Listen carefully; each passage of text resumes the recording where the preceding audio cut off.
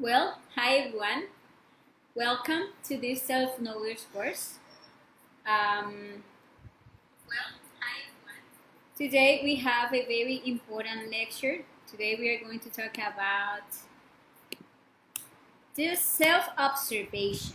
And this is the lecture number 16 of this self-knowledge course that we are broadcasting for free every Wednesdays and Fridays at the same time, 6 p.m. CST time.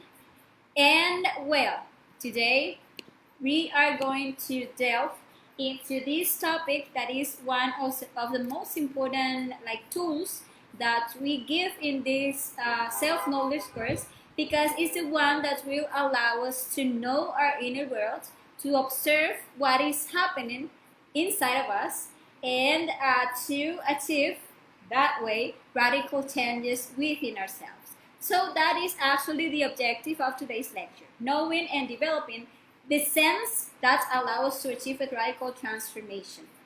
And I say sense because yes, actually the self-observation is a sense, is the internal clairvoyance. It is actually the third eye that allows us to see the reality in the different dimensions of nature, and we know that the different dimensions of nature are as outside, they are also inside ourselves. So in lecture number 5 and 6, we studied the dimensions and where they are in us. And actually, we saw in that lecture that in our fifth dimension, we find, for example, our thoughts and our emotions. So if we manage to get to observe our inner fifth dimension, our thoughts and emotions, and we get to draw the consciousness that is currently trapped within the psychological defects that have our consciousness trapped, then we are going to clean, bring light to our inner dimension, and that will give us more brightness, or more, how can I say that, more awareness in the external fifth dimension. So let's start today's lecture by explaining in detail what is self-observation. I already said it is a sense. We already know the 5 physical senses, but we actually have 7 internal senses, and the sense of the clairvoyance, the third eye, or the self-observation sense is one of those internal senses. Actually, the self-observation is the greatest capacity that we could ever develop, because if we learn to really observe ourselves, we are going to be discovering ourselves from moment to moment.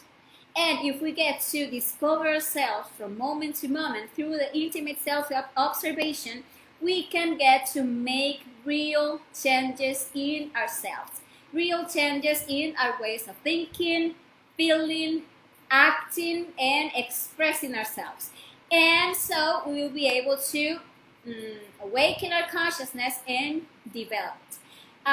Whereas if we only continue just observing the outside world, as we have done so far, observing what others are doing, we will never be able to generate a change, since the only person that we can change is ourselves, to no one else. So everyone thinks of changing the world, of changing humanity, of changing the governments, but no one thinks of really changing himself. And that is the reason why we never experience that much longer change, because we want to continue seeing the evil outside, and we never begin to discover the darkness that is within ourselves, and that I can only make myself aware of my own darkness if I get to observe myself, if I learn to observe myself.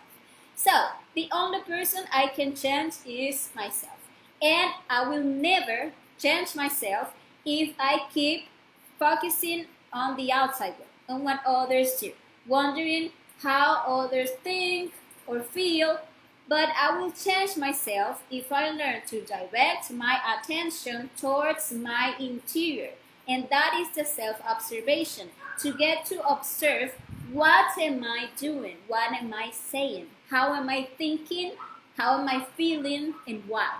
And doing that, I will be able to discover the inner reason for my actions, my reactions, my words, my thoughts, my feelings.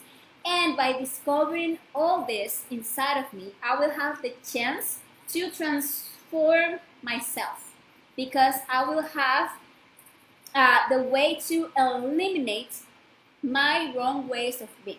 Because if I never get to observe that actually I have a wrong way of being, I can never eliminate that. But if I get to discover that within myself, and that is discovered through the self-observation, I will be able to eliminate that from my psychology, and that way I will be doing a real change. Because sometimes we make mistakes and we feel sorry because of the consequences, because we experience the pain of the consequences of that mistake, and we feel like, I know, oh my God, I'm not doing that never again. I'm sorry, I swear that I change.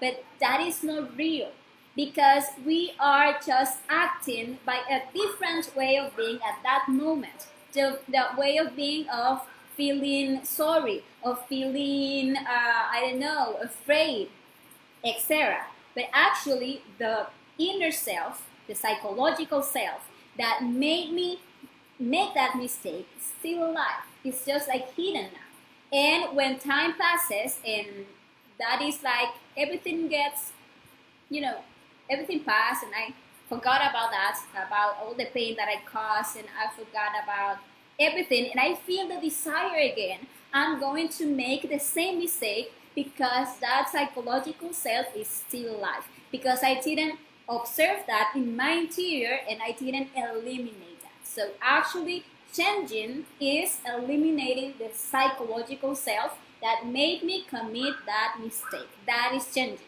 And I can only discover that psychological self with practicing the self-observation. And let's explain like what is self-observation by comparing it with what we usually think that self-observation is. Because we can think that we know, that we already know what is self-observe. But we are going to see that neither knowing nor thinking is the same as self-observing. And we are also going to learn today that the external observation is very different from the internal observation.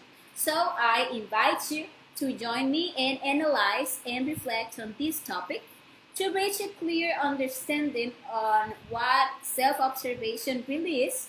So we encourage ourselves to start to practice the self-observation actively in our lives. So the first point that we are going to study today is that knowing and observing are different. Many people confuse self-observation with knowing, and it is quite different. We can say that we know a lot of things, from our country to our own body, but that doesn't mean that we have really observed it. For example, I could know that I am right now sitting on a chair in this room, but that doesn't mean that I am actually observing the chair, right? And for example, I could, in a given moment, be in a negative state, negative inner state, perhaps having any problem or being worried about something. But that doesn't mean that I'm observing that inner state. Okay, I know that I am angry, or I know that I am sad. Yeah, I know it. But that doesn't mean that I'm actually observing that sadness. That I'm observing that that is causing me to feel like worry. Or we could say that we dislike a person, for example, because we say we know that person. And we know that he is like a very aggressive person. But have we ever observed, for example, the causes why that person always reacts that way, with anger, for example? Have we observed the fear that is behind that aggressiveness? Have we observed his past and the pain that he's hiding with those reactions? No. And we just reject that person because we think that we know him. But we never have observed that person. But if instead of accepting that we know something about us, about anyone else, instead of accepting that of rejecting people, feeling antipathy for people, because we think they know them, we use that situation as an opportunity to observe ourselves. We use people as a mirror to discover ourselves, to observe in ourselves are those defects that we get to see in others. That if, for example, I think I know that that person is, I don't know, aggressive, and I get to observe in my interior my own aggressiveness, my anger, I could see that the cause of my own aggressiveness is, for example, fear. Is that accumulated pain that I want to hide by putting like an armor of strength, like a mask of rudeness.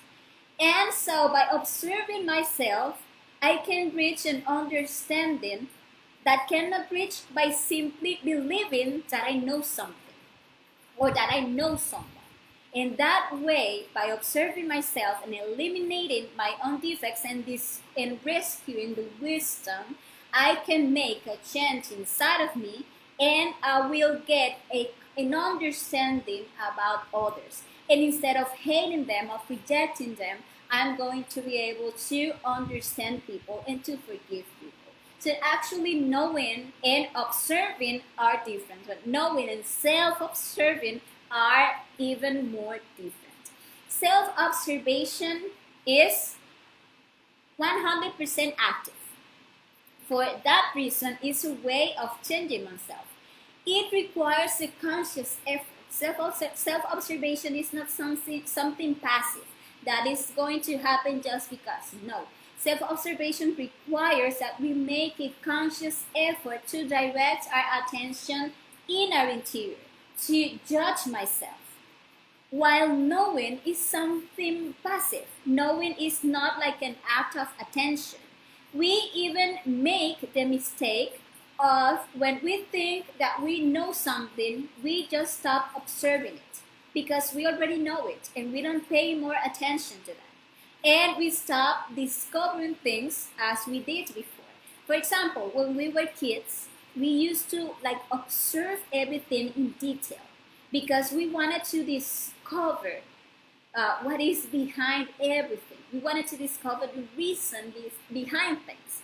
And back then, everything was like magical. But what happens that once we grow up, we lose that magic. And why was that?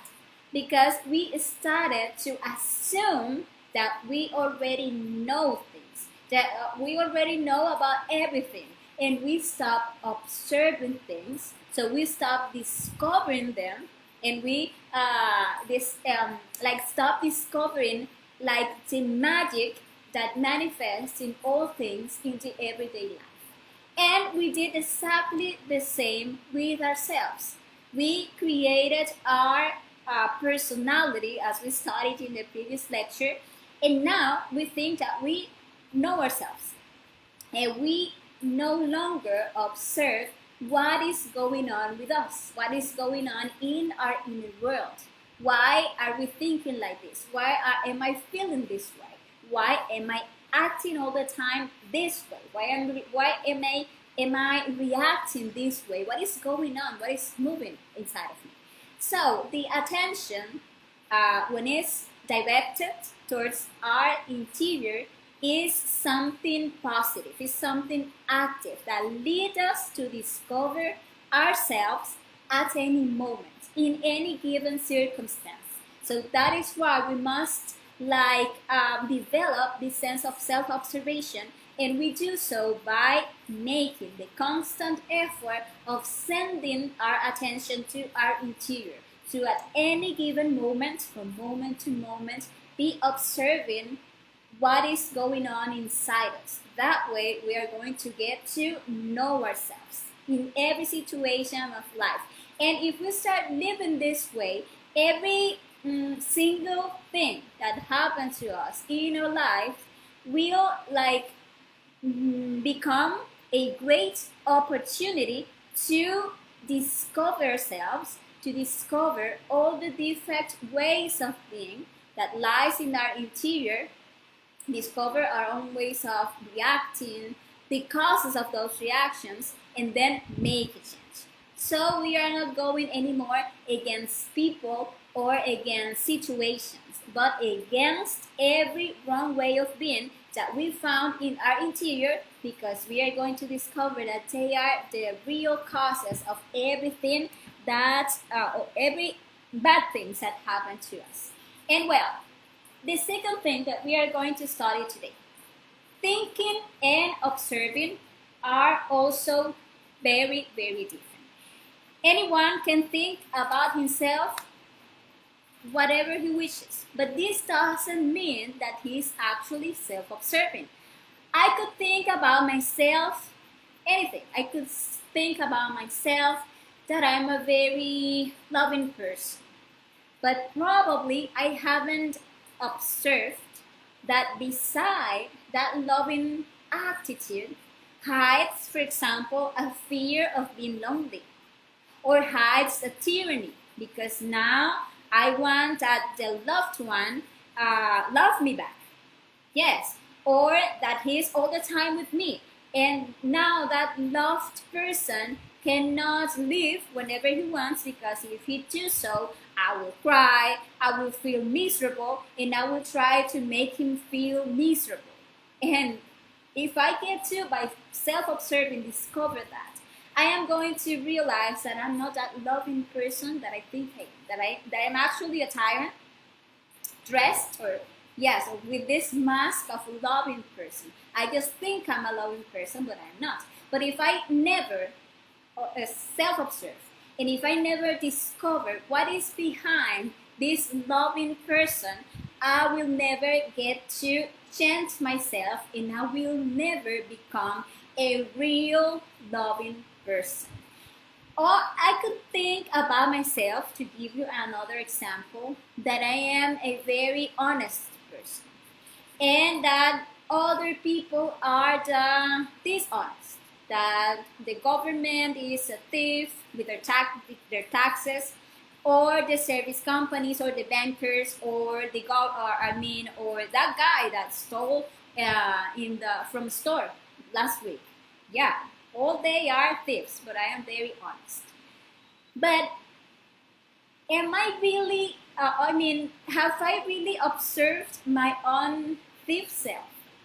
How I owe something that someone lent me, or some money, yeah, for a long time now, and I haven't paid that money because I think that he forgot about it, that money, or that he doesn't need it anyway, or that he can wait anyway.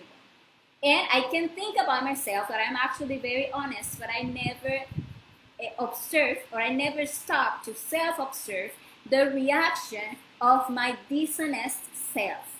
I don't observe when I, in my work, take advantage of any situation of a business, or when I find money in the floor and I take it, even though I know that that money doesn't belong to me.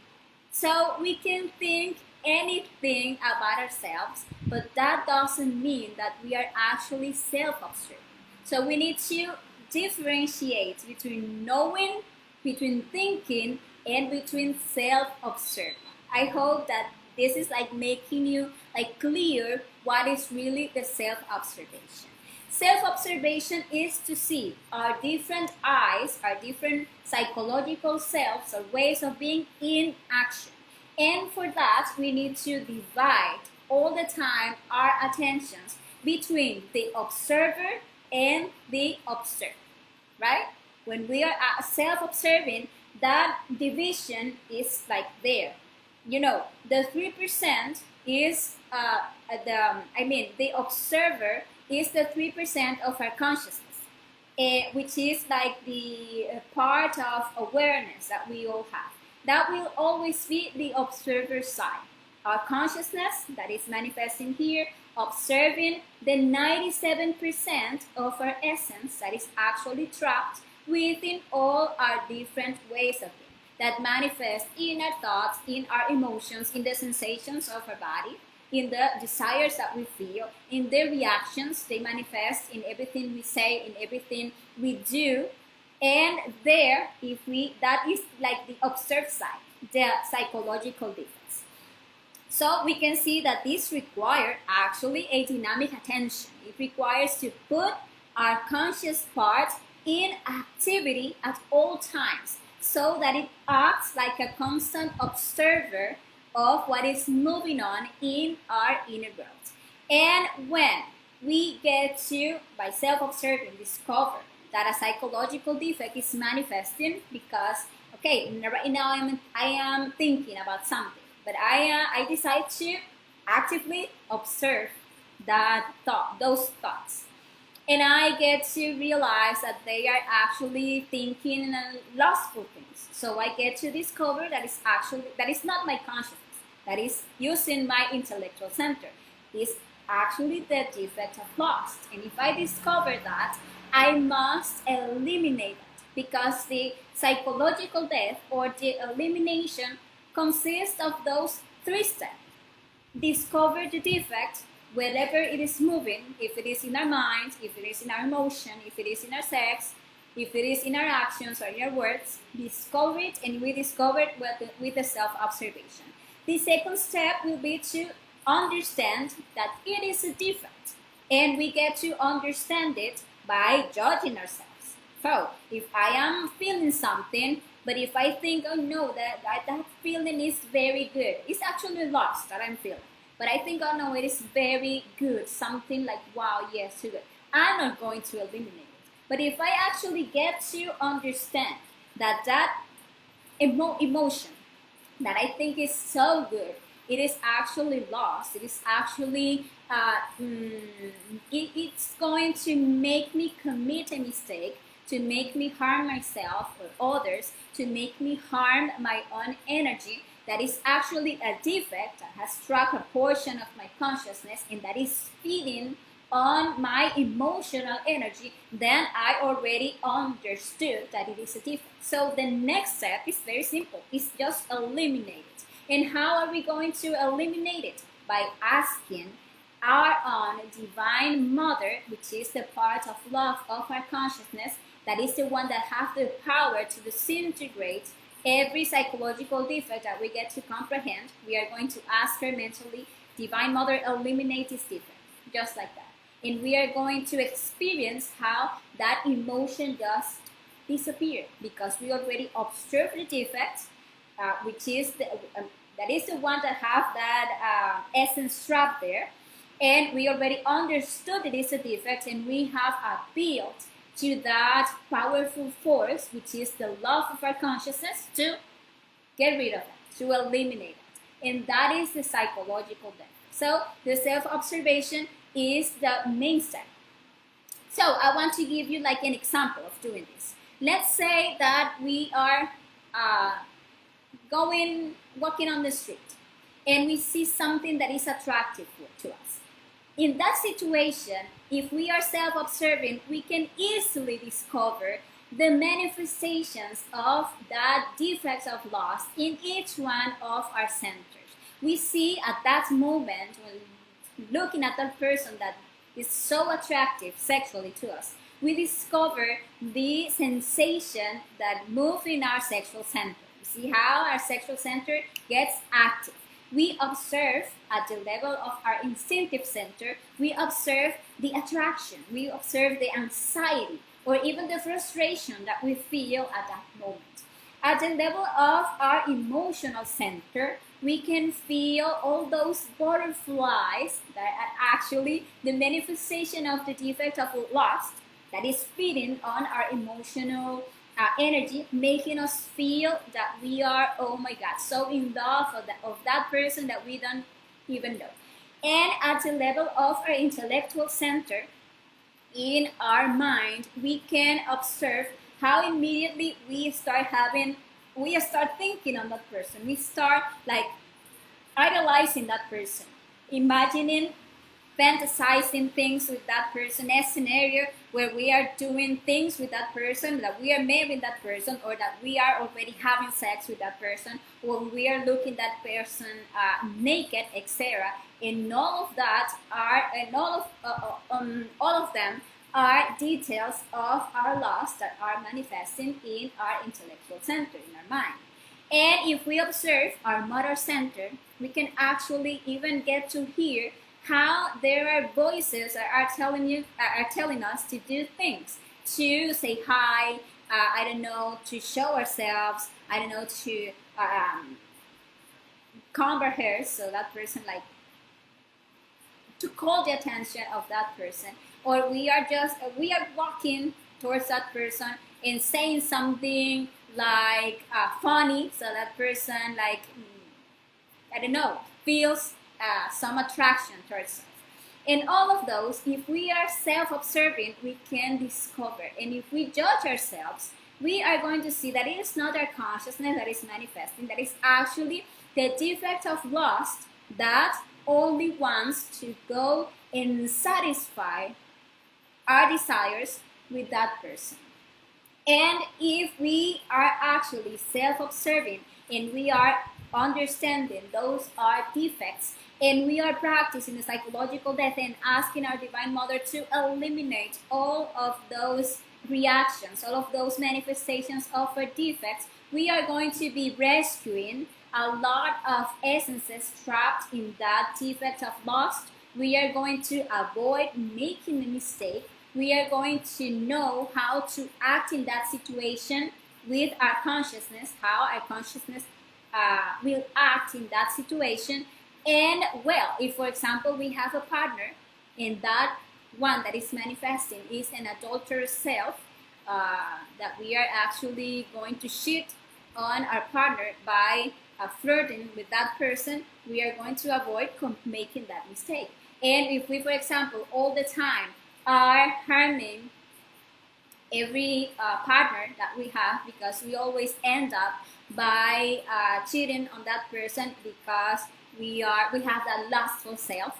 If we actually get to observe all those defects in action, yeah, and we are eliminating them, we are going to change, because we are not going to commit again the same mistakes, because we are actually making ourselves aware what is the problem and what are the real causes of that problem, and we are eliminating that. So self-observation is something that must be practiced at every moment. Since the very moment that we wake up in the morning, we need to start self-observing, because a train of thoughts, emotion, desires, passions, discourses in our mind, excuses, etc., start manifesting within us from the very moment we wake up. And if we manage to observe all of that, we are going to be able to eliminate all of our different ways of being, and we are going to start making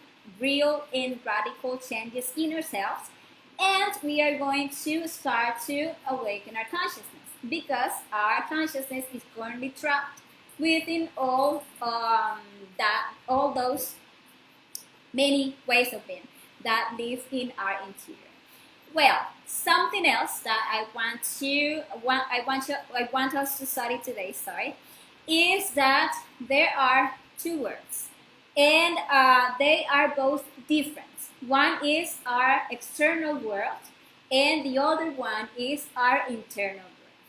And by studying this, we are going to understand the difference between observation and self-observation.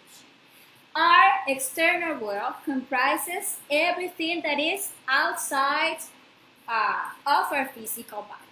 You know, our job, our family, our social relationships, whatever, everything that is external to us.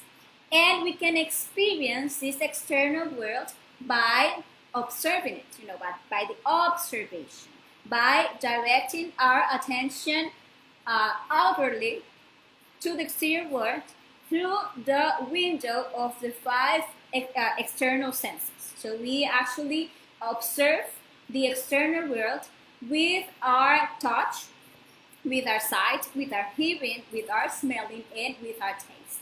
Those are the senses that we have to experience to observe the external world. But our inner world is different because it is what is inside us.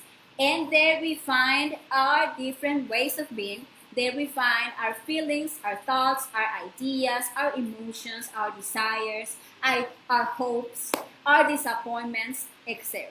All those things that are internal, that are invisible to the external senses, even though they are more real to us than anything in the outside.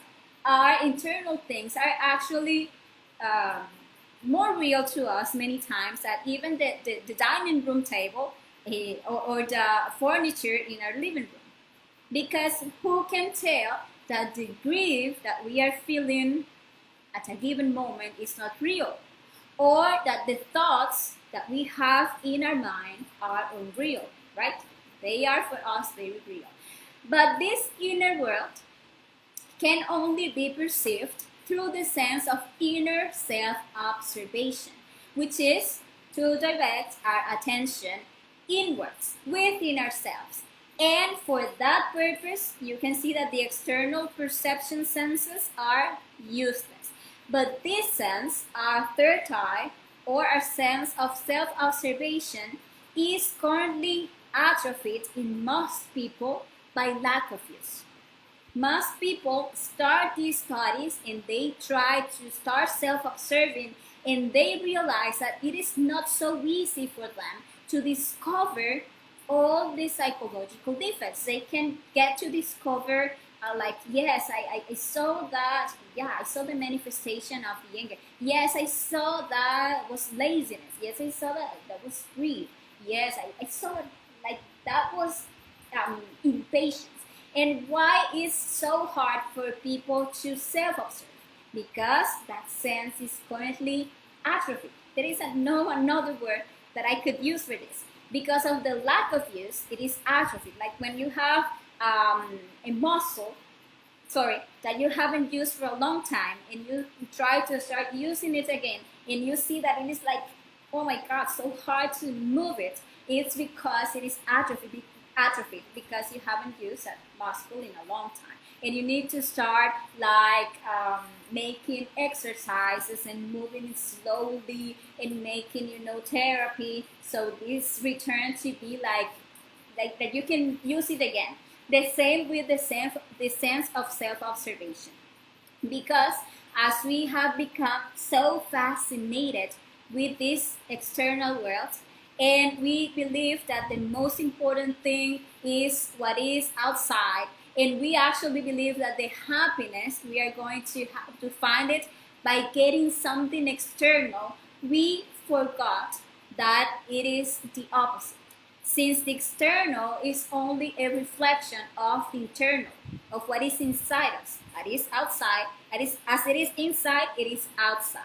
And if we don't fix what is internal, if we don't manage to find the happiness in our interior, we are never going to be happy with anything that we find in the external world.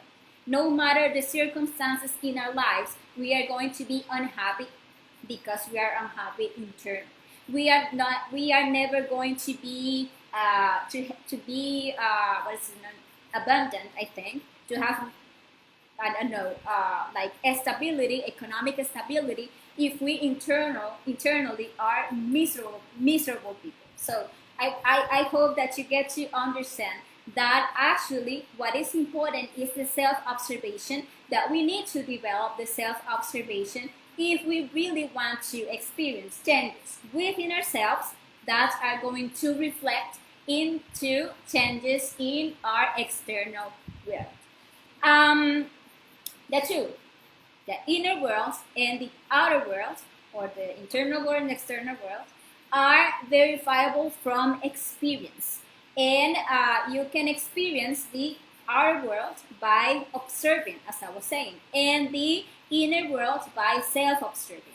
And as you can see, the science in its practical, let's say, side, because we can find some like, how can I say, pseudoscience that actually are not looking for the verification, experimentation of things. But if you see the official science in its practical side, try to understand, to explain the external phenomena, and they do so by the external verification, by observing directly the things, by experiencing the things. That is like the point of departure of the external science. So if we want to discover or to know about any external thing, we are going to know that, really know that, by observing, directing that, by getting to experience that directly. Someone can tell me, I don't know, I never went to Paris, and I have never seen any pictures of that place. And someone can come and tell me, oh my God, Paris is amazing, it has this and that, and the people is like this and that. And I can't believe that I think, that I know how is Paris. And I could say, if someone asked me about that country, I could say, yeah, people is like this, like that. But actually, I don't know. If I go and if I see that directly, even in pictures, or I can go and see that better, right? I really know that. That is the official science, and it looks to get to understand the things that are external to us. But actually, there is an inner science. That is the one that we must develop. And it is the self-observable. It's about verifying the reality of what exists or what resides inside us, what exists in the different dimensions, to observe or to get to experience the reality of the different bodies that we have inside us. You know, to get to discover the whole universe that resides in our interior, because that is the self-observable. And well, what is the point here? That we can actually get to observe many things in the exterior world. We can get to grow and become, I don't know, a great scientist, and study all the external phenomena and observing even cells, even atoms with those microscopes. We can get to observe molecules, or we can get to observe the sun, or the stars, or the comets, etc. But what happened? That none of that will allow me to experience a change within myself, because that type of knowledge that I receive by observing externally is an external knowledge, and actually only by getting to know myself, by getting to observe myself, by getting to eliminate my wrong ways of being and bring it every time more light to my interior, and discover the whole universe that is within myself, and that is the internal science, I am going to acquire a different knowledge, a most important knowledge, that is the internal knowledge. And that is the knowledge that will allow me to know my psychology, but also the psychology of everyone else, that is going to let me know my inner dimensions and also the dimensions outside of me, that is going to allow me to discover and to meet my own divinity. So that way I'm going to know and meet, or I'm going to be able to know and meet the different divinities, let's say, that are outside of me. That is why the Greeks used to say, man, know thyself, and you will know the universe and the gods. Because we are a microcosm. Inside of us, there is a whole universe in miniature. We have all the planets of the universe. We have all the masters of the universe. We have all the gods of the universe in our interior as small, let's say, atoms that lives inside of us. And if we get to develop all of that, if we get to discover all that marvelous universe that we have within ourselves, we are going to reach the knowledge of everything in the external world. So we can actually get stuck by the dogmas of the official science, studying all those things that can also be verifiable by the five senses, and we are going to be stuck because at some point there is like that how can I say that wall that it's that official science cannot go further because they lack of the inner senses that are the ones that are going to allow us to discover and to move into the things that are beyond the third dimension. That is the only thing that official science can get to observe. So you can see with this explanation that developing the self-observation is something very important. And it's not because, or it's not only because it will allow us to change ourselves, and that is like its main purpose, but because by changing ourselves, by discovering ourselves, we are going to get to that self-knowledge that will allow us to acquire the knowledge of the entire universe, of everything and of all gods. And well, that is the explanation that I had for you today. That is explanation about the self-observation sense. I hope that it is clear to you, but if you have any question, if there is something that you didn't understand or anything that you want to share, you can write it there in the chat, in the comments of the video, and I will be gladly helping you with any concern that you have or anything that you don't understand. Even if you watch the video after the live ends, you can leave your comments, and I am all the time like checking the things here in the page to solve any concern that you have. So I want to invite you to the next lecture that we are going to study next Friday. That is the lecture about the 3 factors of consciousness revolution. So in that lecture, we are going to talk in detail about those 3 works that we must do if we really want to awaken our consciousness. So we are going to be talking about the spiritual birth, the suprasexual practice that we need to learn to start like creating our internal bodies, so we have presence in the different dimensions. We are going to study about the psychological death, which is the 2nd factor for the consciousness revolution. I already talked a little about that today, but we are going to be explaining a little more in the next lecture. And we are going to talk also about the 3rd factor for consciousness revolution, that is the sacrifice for humanity. So don't miss that lecture next Friday at the same time. And well, this has been all for today. Thank you very much to all of you who watched the video. And I see that here we don't have comments or questions. Well, saying if at any time you have any comments or any question, do not hesitate to write here in the video or in the messenger of the page. I will be solving any question that you have. So thank you very much to all of you, and see you the next time. Have a great rest of the night. Ciao, ciao.